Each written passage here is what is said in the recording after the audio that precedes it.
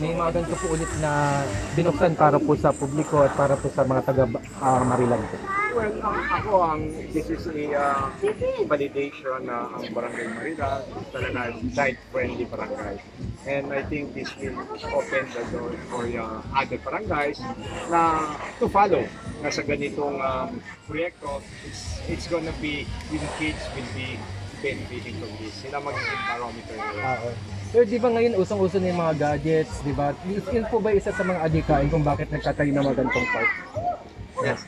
Actually, I think it's very important that we have more parks such as this in order to deter kids from being overly reliant on technology. Actually, malakas ang edad ko, nung time ko wala pang technology. So, talagang naglalaro naman ako sa park and I feel like it's very important that children can have safe spaces where they can play and roam around and have fun. Akong question lang po for Congressman Pumarin. Pwede po ba itong maging halimbawa para gumawa ng batas ang Congress upang mapalagana po yung mga ganito pong halimbawa kagaya po ng ng part po na to sa Marilag? Well, that's a very good idea. But I guess with Luigi right now, we can start on sa LGU level para mas mabilis ang pag-approve. And I guess being chairperson of Submission and Real Estate, I think this is a welcome development idea for him to craft a ordinance for the benefit of the fields natin. For Luigi naman po, sa tingin niyo po ba, ano po yung kahalagahan ng ganitong mga espasyo o mga park po sa mga kabataan po natin ngayon or sa mga bago pa pong henerasyon? As I said earlier, I feel like it's very important kids can have safe spaces where they can play. Given the prevalence of technology, it's important they get to have fun, they get to go out, they get to socialize and interact with other children. So it's very important that they have designated areas where they could play and have fun. Sir, paano po nangyari that you come up with this idea na buksan po ito sa ganito pong uri ng active place? We have such a budget called Development Fund. I asked our council na mag-alat ng isang proyekto para sa playground ng buong plaza, ng buong plaza itself, na yung 20% na allotment na yon na para dito lahat kasi nagbabay ang Barangay Marilag for a child-friendly barangay. At nung nakita ng council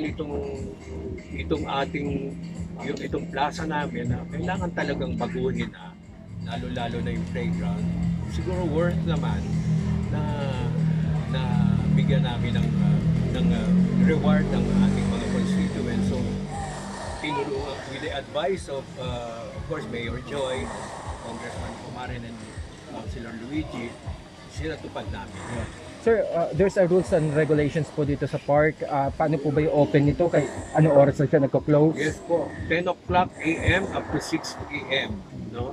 Pero medyo tatagalan namin kung weekends.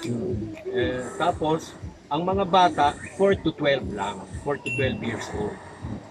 Yung Adults po. mapapansin nyo merong outdoor exercise equipment, senior lang ang pwede dyan. Hindi pwedeng yung buying for a senior. Yung mga ninuno, yun lang ang pwede.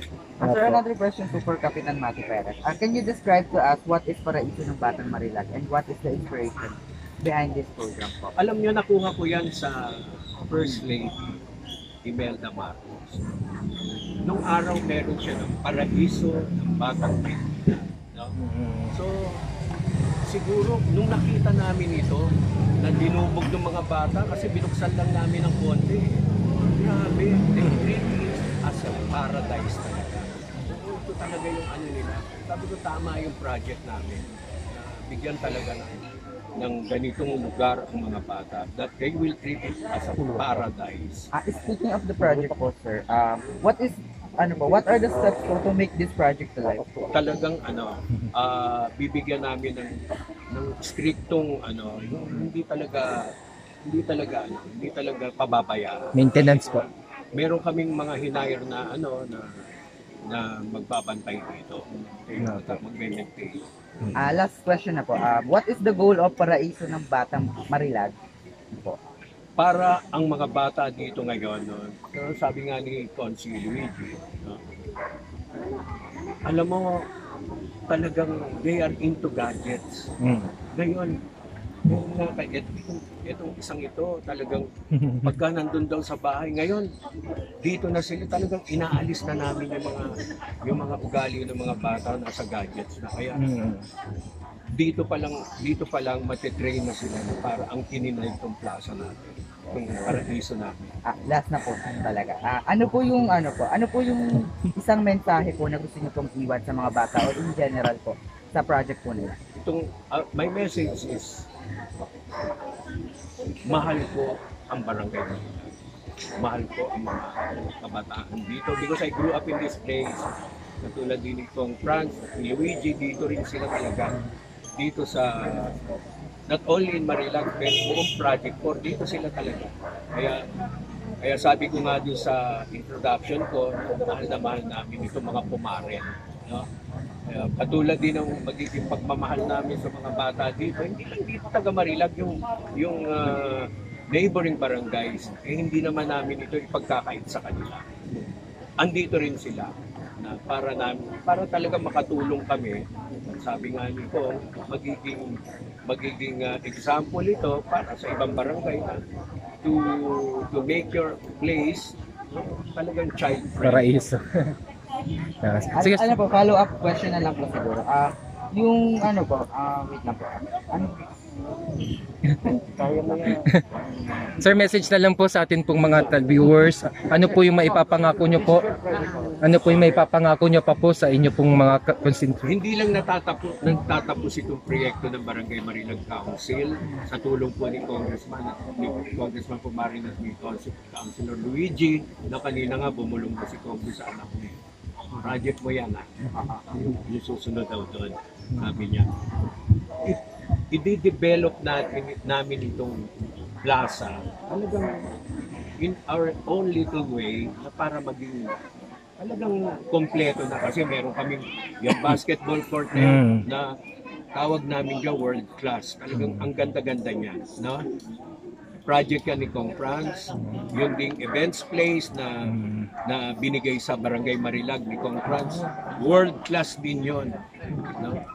Tapos itong kiddie court, no, na part of it na i-develop din namin, no, sa tulong din ni Consi Luigi at pati yung nagre-request sa amin yung taga-tennis na gawin na rin pickleball yun. Okay. Gano'n na rin. Kaya naman yan. Pinangako ni Kong gagawin ng pickleball. Ito buong ito i-develop namin para maging one-stop shop na plaza. Tapos